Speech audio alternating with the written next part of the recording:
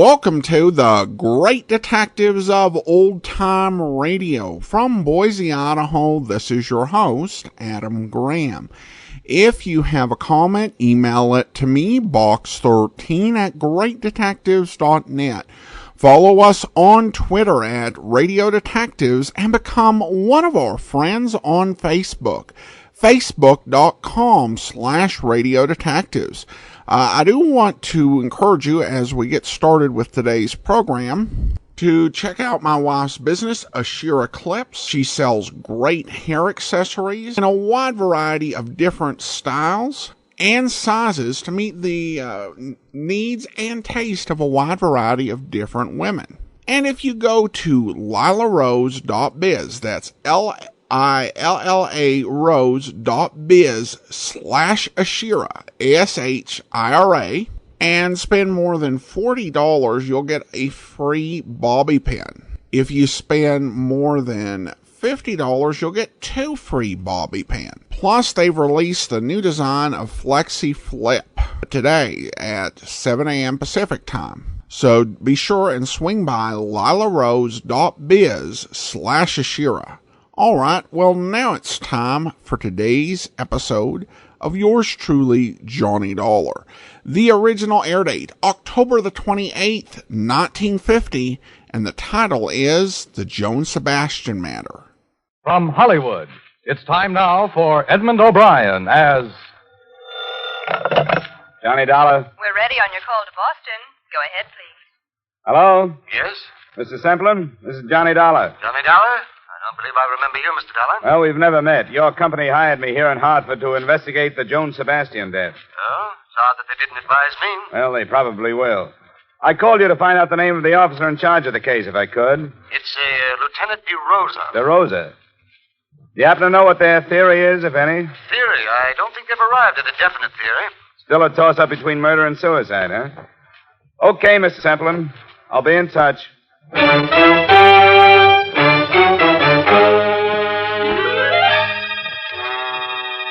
Edmund O'Brien in a transcribed adventure of the man with the action-packed expense account.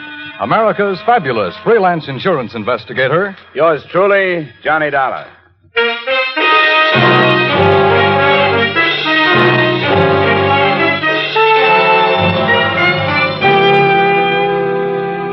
Expense account submitted by Special Investigator Johnny Dollar to Home Office, Corinthian Life Insurance Company, Hartford, Connecticut. The following is an accounting of expenditures during my investigation of the Joan Sebastian matter. Expense account item 1, 175 phone call to Boston, advising your manager there of my assignment. Item 2, $28 car rental and mileage from my Hartford apartment to police headquarters, Boston.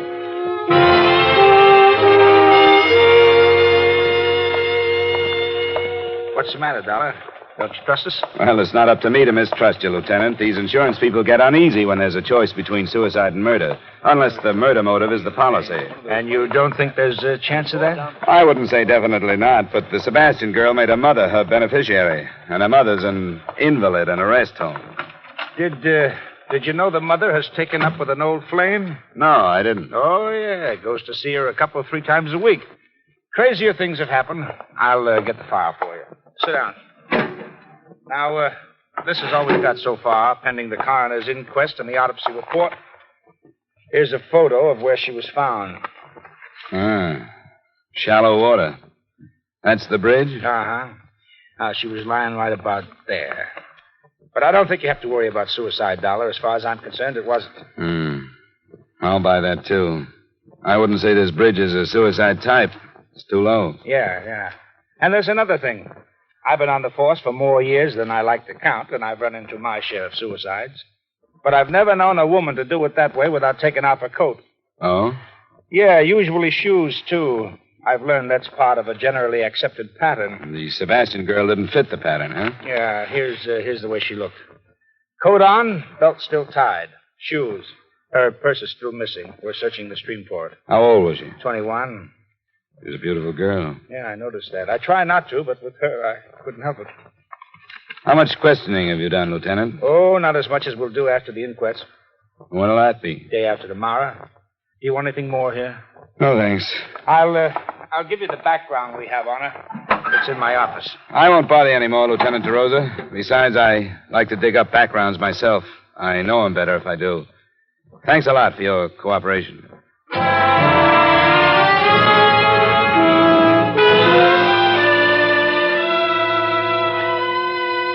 I drove out to the stream where they'd found the girl's body, and they had chalked up another point against her death being a suicide. The bridge from which she had dropped was a good 4 miles from town. On the assumption that she'd been brought there in a car, the placement of a body in regard to the 2 lanes on the bridge made it look as if the car was going toward Boston, not away from it. 5 minutes later, I was heading the same way.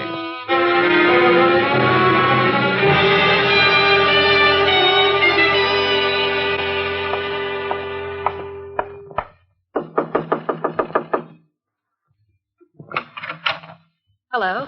Miss Mary O'Neill? Yes? The manager suggested I come up. He told me you shared this apartment with Joan Sebastian. That's right. Who are you? My name's Dollar. I'm from her insurance company. I'd like to talk to you about her if I could. Well, I suppose so, but there's nothing I can do now. This is the biggest shock I've ever had. I always said there'd be trouble. But I never thought she'd do anything like this. Maybe she didn't. What's that supposed to mean? Well, there are signs that say maybe she didn't commit suicide. There are? Do you think she had any reason to? Well, that's what I said. I never thought she would. Sit down.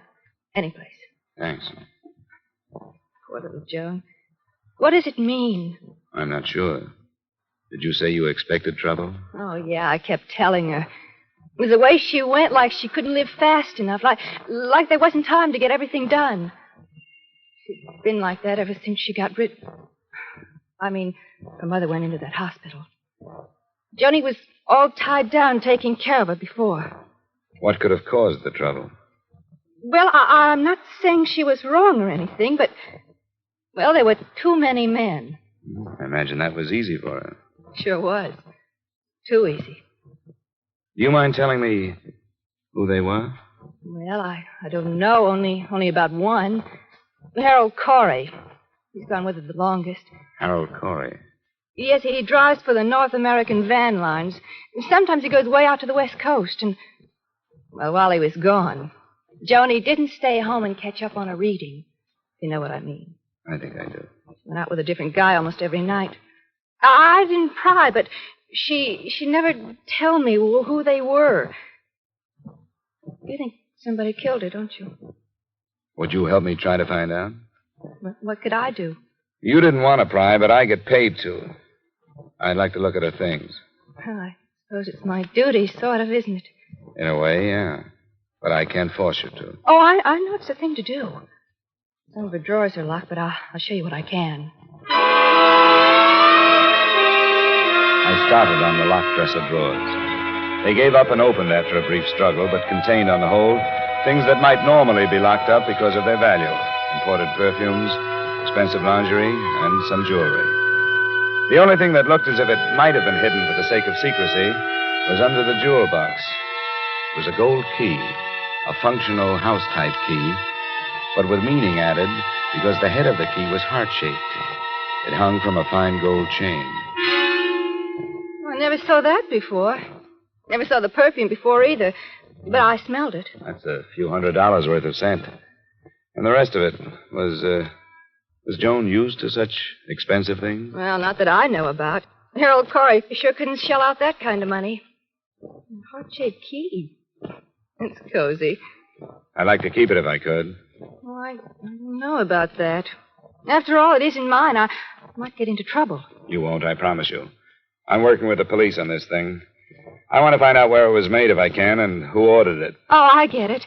Sure, I wouldn't stop you from doing that, even if I could.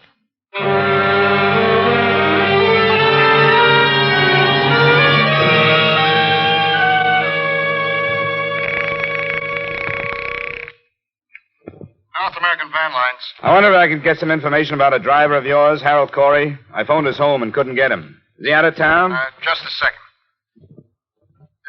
Yeah. Harold Corey's on a run to Philadelphia. Oh? When's he due back? He's due in tonight, about 3 a.m. tomorrow morning. Thanks very much.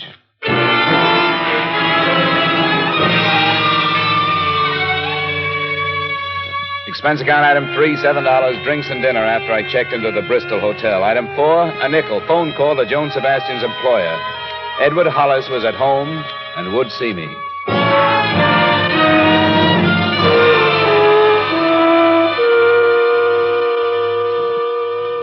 Come into the living room, Mr. Dollar. You may as well be comfortable. It's nice of you to see me, Mr. Hollis. I thought it'd be better to do it this way rather than bother you at work. Of course, and I appreciate it. The atmosphere at the office has been gloomy enough. Oh, this is Mrs. Hollis, Mr. Dollar. Oh, how do you do? Quite well, thank you. I didn't know the poor girl, but it's a dreadful thing. Yes, I'm afraid it is. They don't understand. A young girl like that with everything to live for. Well, it may be even worse than that. Worse? How could it be worse? It looks more and more like her death was not a suicide. Oh. Mr. Dollar. I didn't mention it on the phone. The police think it was murder, though, and so do I. I thought it'd be better to save the blow until I get out here. You know, murder's pretty messy. Well, this is a shock. I suppose I could be dragged into a courtroom along with everybody else who knew her. Edward. Beatrice, you run along upstairs. There's no reason for your going through this. All right, Edward. I think I'd rather. Good night, Mr. Dollar. Good night. I'm sorry, but it couldn't be helped. Of course it couldn't. I understand. I'll make this as fast as possible, Mr. Hollis. I don't know how much you knew about Joan Sebastian's private life. I knew nothing. I have a number of girls in the office, and it's been my philosophy to remember that not too long ago, I was as young as they are. As long as they do their work well, I ask no questions. As a matter of fact, I have no right to. Sure. From what I've gathered, she was mixed up emotionally. She hadn't had much freedom because of an invalid mother she took care of. Oh, I did know that. When the mother went to a hospital, Joan began to make up for lost time. She led her friends to believe that she ran around with a lot of men. But I don't believe that. Oh? I think it was one man. Would you give me the names of the girls she worked with? I'd like to talk to them and find out if something may have come out over lunch or cocktail. Yes. I'd rather my staff wasn't upset too much, but I'll tell you. You'll want to question them separately? That's right. And I could give you their names now, but if you'll phone me at the office in the morning, I'll give you their addresses and phone numbers. That would help. Good. You can call any time after 9:30.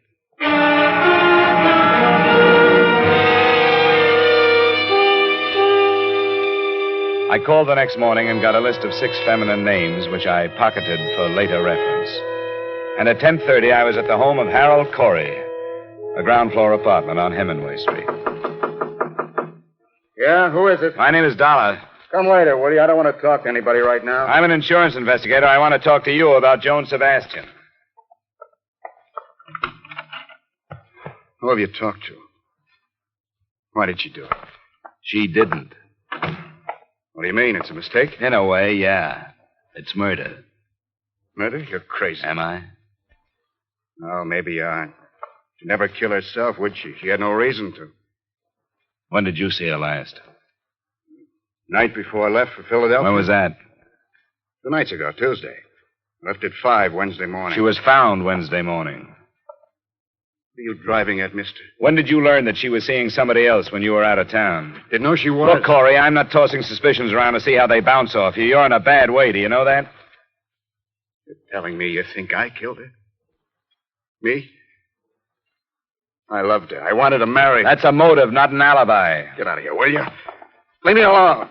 You aren't helping yourself with this act. You're making it worse. Get out of here before I do have a murder to answer for. Get out. Get out!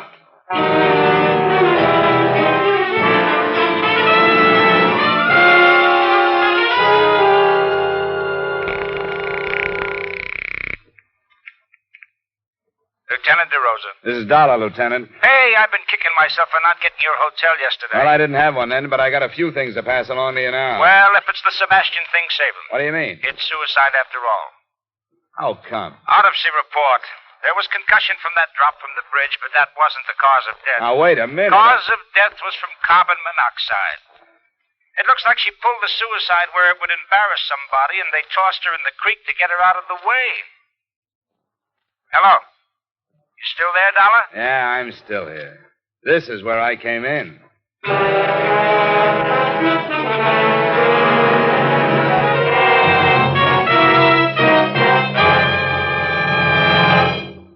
We'll return you to the second act of yours truly, Johnny Dollar, in just a moment. But first, one of radio's greatest stars has returned to CBS The Stars Address. He's Frank Sinatra. Frank will be here every Sunday afternoon for a full hour of songs, comedy, and commentary on popular music. The Frank Sinatra Show is a part of CBS's new lineup of entertainment on Sunday afternoons. Join CBS every Sunday afternoon, won't you? Now, with our star, Edmund O'Brien, we return you to the second act of yours truly, Johnny Dollar.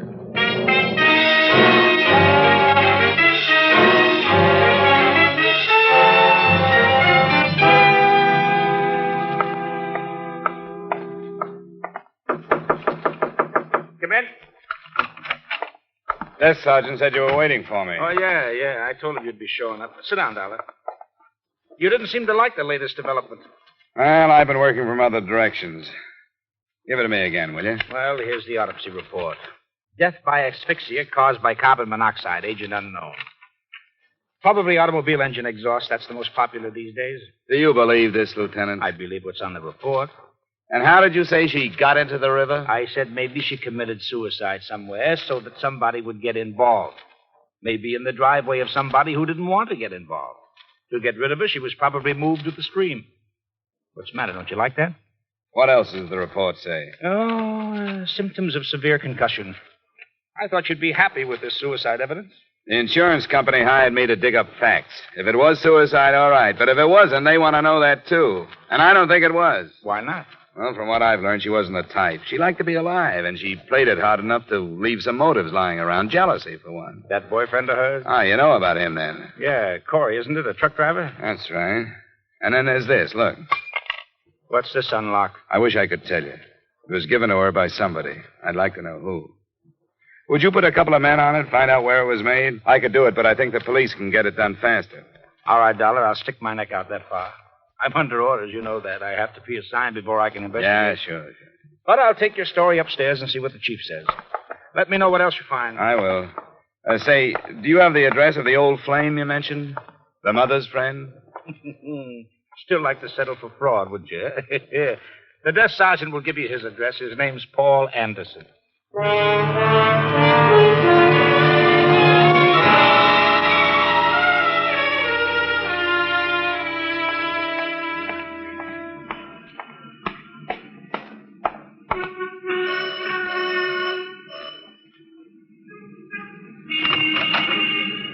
You Mr. Anderson? I am. I'm from Joan Sebastian's insurance company. Wonder if you'd spare me a few moments. Why, yes, I suppose so. Come in. I didn't know she had a policy. She did. $25,000 to go to her mother. I see. Her death has been classed as a suicide, which voids the policy. The 2-year self-destruction clause is still in effect. And that's a pity. Why'd you say that? Well, it's the least she could do for poor Mildred. That's her mother? Yes, an extremely young mother who's almost ruined her life for that girl. I didn't know that. Daughter was born when Mildred was only 17. She was left to care for the child herself. I helped as much as I could. How well did you know the girl after she grew up? Why, she's a friend of her mother's. Why do you ask? Which one did you know first? I don't see what this has to do with the You matter. don't have to answer. I don't want you to misunderstand. There's nothing to be hidden. I suppose it is unusual. I did meet Joan first. But when she took me to her house and I met her mother, I realized that Joan was, well, no more than a cheap little opportunist. The complete opposite from her mother. As I say, I suppose it is unusual. That doesn't make any difference. Point is that you dropped the girl in favor of her mother. Is that it? It wasn't the gross situation you evidently wish it had been. I realized Mildred's condition and the lack of care. I knew she needed someone, and I did what I could for her. Did you send her to the rest home? I did. Now, look here, this has gone far enough. You asked me these questions for one reason, so that you can make your own conclusions, haven't you? I didn't know it showed. It does. Think I sent Mildred to the home to get her out of the way, don't you? That is not the case. You can think what you like. Go ask Mildred if you care to. I won't bother her. Do you know anything about a gold key that Joan had? A gold key? No, I don't know anything about a gold key. I've known very little about Joan all these past months. I could have told you that she was headed toward a bad end a long time ago. Now she's reached it. There's no one to blame but herself.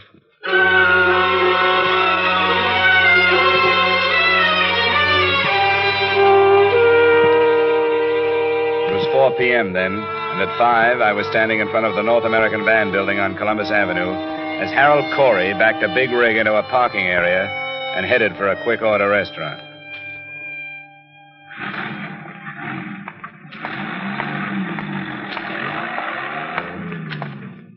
Hello, Corey.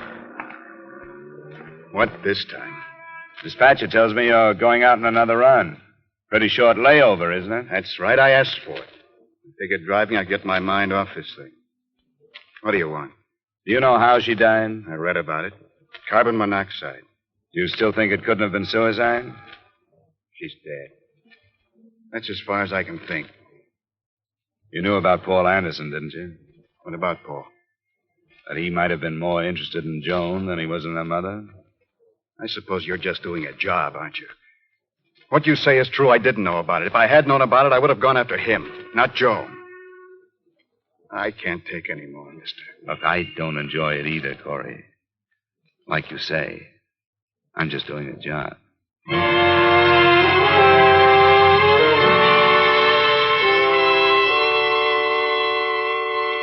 After questioning the 6 girls who had worked with Joan Sebastian, I was still nowhere. None of them knew anything about her private life. The next morning, the police located a goldsmith who said he remembered making the key.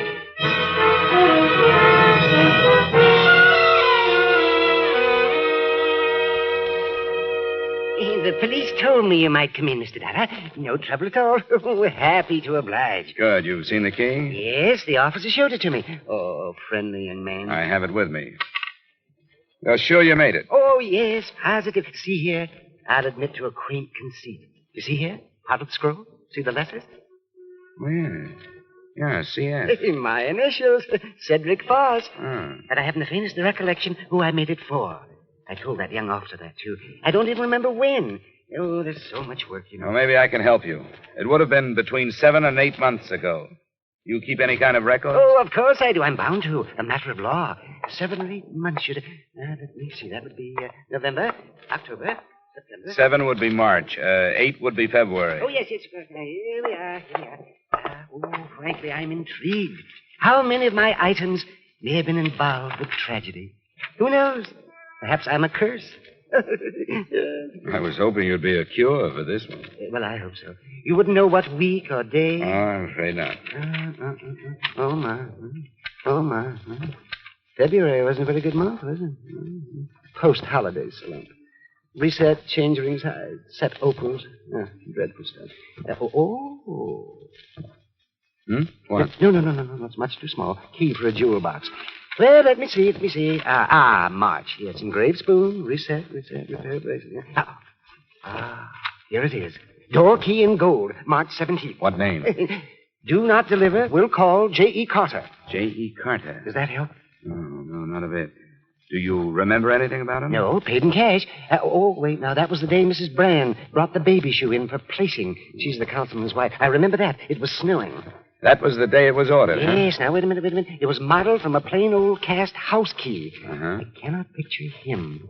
But I'd done some apartment keys, and he said this was for a cottage. Outside of town? It was a surprise for his wife, someplace on the bay. I remember that because of the hideous weather, and I could just feel that wind coming through one of those summer cottages. Now, do you think you'd recognize him if you saw him again? Well, I can't say until I do. I could try. Well, we may have to call on you then. Thanks. Thanks a lot. I think you've helped.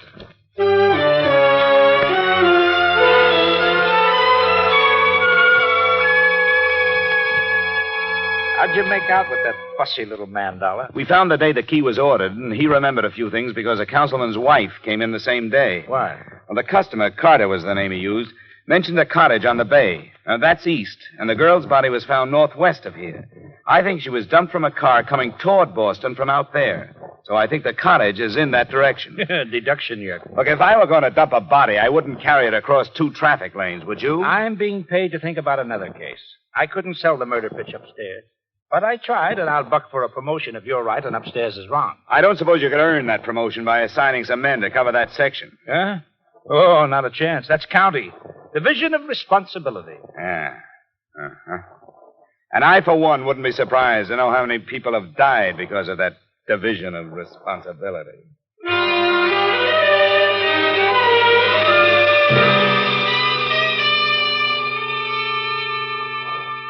Expense account item 4, $35, mileage covering a 2.5-day search of real estate offices northwest of Boston. Object, a cottage rented a few days before March 17th by a man possibly using the name J.E. Carter. It was morning to night legwork, but on the afternoon of the third day, it paid off.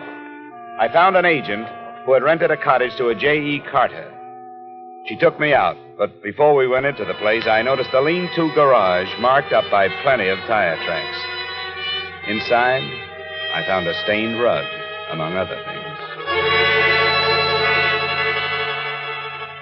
Well, Mr. Dollar, I've always said I personally vouch for the people I do business with. You never know, do you? I should say you don't.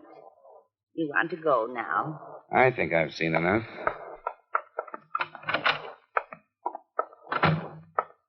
Let me lock it. I want to see if this key fits. It does fit. Yeah, it sure does.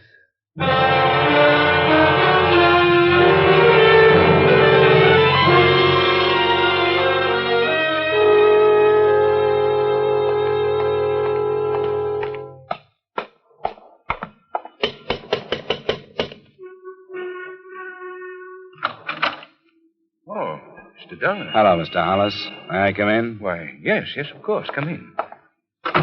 Well, I didn't expect you to come back. Didn't you, Mr. Hollis? You thought you'd get away with this, huh? What did you say? Well, now, there's no reason to be clever with each other, Mr. Hollis. I know you killed her. You rented a cottage out beyond Mystic River. You used the name J.E. Carter when you bought the gold key. I did that? I'm afraid you did. Come into the other room. Yes, you're right, I did. I became infatuated with her. If you'd known her, you'd understand. I realized last week that it had to stop, and I told her. She had been going with that young Corey boy. I told her that even if I was single and eligible to marry, I would advise her to hang on to him, someone her own age. That was last Tuesday night? Yes. She left the cottage, and I heard her drive off. Or at least I thought I did. When I went out, I learned what she had really done. She committed suicide in the car. You can hardly blame me for wanting to keep the secret. No, you've been reading the papers, Mr. Hollis. Suicide and all that. I've been inside your cottage. You didn't do a very good job of cleaning up the bloodstains. You're right, Mr. Dollar. There seems to be no longer any reason to attempt cleverness. I'll make my statement to the police. I'll drive you down. Thank you. How did you find out, Dollar? There was a Wall Street Journal there, addressed to you. Oh, I see. Edward? Beatrice, go upstairs. No, Edward, I won't. I insist, Beatrice. What good would it do? Do what I've done because I lost you? Why should you ask me to go upstairs while I lose you again? I forbid you to say another word. Forbid, Edward. You have no right.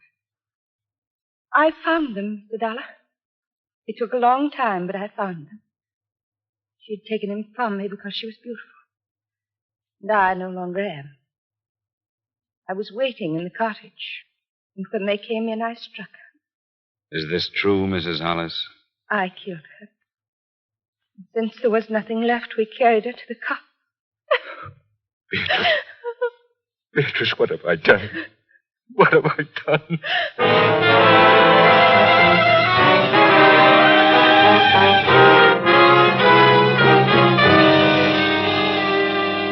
Expense account item 5, $110 final bill for car rental.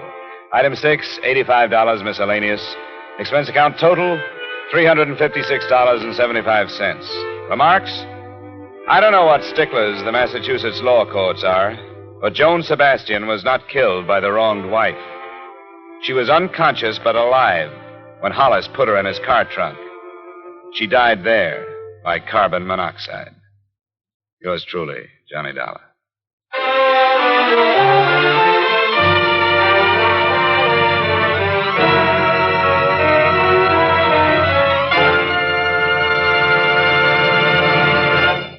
Yours truly, Johnny Dollar, stars Edmund O'Brien in the title role and is written by Gil Dowd with music by Wilbur Hatch. Edmund O'Brien may soon be seen in the Paramount Pictures production Warpath. Featured in tonight's cast were Virginia Gregg, Howard McNear, Virginia Eiler, Wally Mayer, John Stevenson, Bill Johnstone, and Raymond Burr. Yours truly, Johnny Dollar, is transcribed in Hollywood by Jaime Del Valle. This is Dan Coverly inviting you to join us next week at this time when we will again bring you Edmund O'Brien as Yours truly, Johnny Dollar.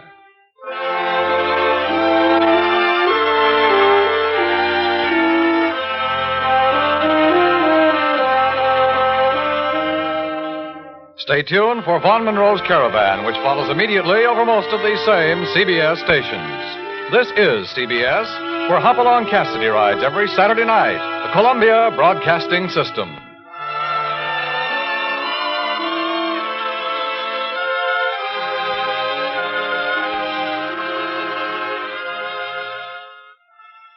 Welcome back. A pretty solid mystery with a lot of back and forth on the question of suicide or murder. And you definitely see the ethos of Johnny Dollar is played by Edmund O'Brien. You know, for the insurance company, the easy answer is suicide, but he wants to be sure he gets the right one. Also, as happens most weeks on Johnny Dollar during the Edmund O'Brien era, we have a fantastic cast of supporting characters with this sort of, you know, almost a rep company of some of the finer character actors during the golden age of radio. You've got Virginia Gregg, Wally Mayer, Raymond Burr, and Howard McNear. And that's not even everyone in the episode. John Stevenson was in this, and I discovered something really remarkable about John Stevenson when I was, because I mentioned yesterday that I had watched a movie that starred Glenn Langan, and it was like Joe Flynn's very first appearance. And Joe Flynn, played the captain in Mick Hale's Navy, and I knew him as Dean Higgins in a bunch of Disney movies. But I'd heard his voice so many times. Like, I'd heard that voice in Inch High Private Eye, where it was the voice of Inch High's boss, Mr. Finkerton. And then I heard him in Galaxy Goof-Ups, which was one of many Yogi Bear cartoons in the 1970s. I have no idea why they thought that Yogi Bear could be like, every thing other than a bear in a park. He was captain of a flying ark. He was a racer in deep space, and then in this one, he and some other characters are working on a space station, and the voice of the captain was sounded like the voice of Joe Flynn, but all of these animated Joe Flynn voices I remembered growing up were not actually Joe Flynn at all. Galaxy Goof-Ups was actually aired, several years after he passed away. And it turns out John Stevenson actually developed an impersonation of Joe Flynn. And so the John Stevenson we heard in today's episode was all of those Joe Flynn characters I thought I heard in cartoons as a kid. So just a little bit of an interesting tidbit of trivia. I'm first to thank the Patreon supporter of the day, and I want to go ahead and thank Andrew. Andrew has been one of our Patreon supporters since March, currently supporting us at the rookie level of $2 or more per month. Thanks so much for your support, Andrew. And join us back here tomorrow for Dragnet. We'll be back next Friday with another episode of yours truly, Johnny Dollar. In the meantime, send your comments to box13@greatdetectives.net. Follow us on Twitter @Radio Detectives and become one of our friends on Facebook, facebook.com/Radio Detectives. From Boise, Idaho, this is your host, Adam Graham, signing off.